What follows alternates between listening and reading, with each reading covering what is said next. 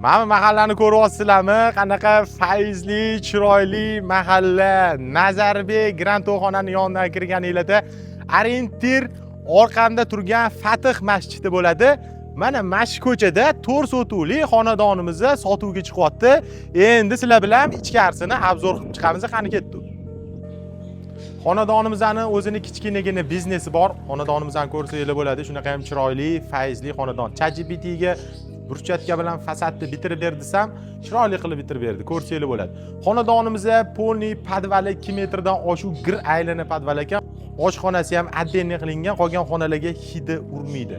Xonadonimizni yana bir bor eslatib o'taman. 4 sotuvdan iborat 8 ta xona, 4 ta sanuzyeli bor. Xonalari juda ham katta, obrazniy qilib qurilgan ekan. Nazarbek Grand to'yxonani yonidan kirsanglar, Fatih masjidini orqa tomoni bo'ladi. Yosh Leninchini ichi bilan hozirgi paytda Ahmad Yassaviy bilan ham kirib kelsanglar bo'ladi. Narxiga keladigan bo'lsa, egalari startiviy $175,000 so'rayaptilar. Yana kelishadigan joyi bor. Telegram kanalda lokatsiya bor. Videoni tagida egalarining nomeri bor. Kelinglar, ko'ringlar, yoqadigan bo'lsa barakasini qorasizlar. Hammanglarga omad.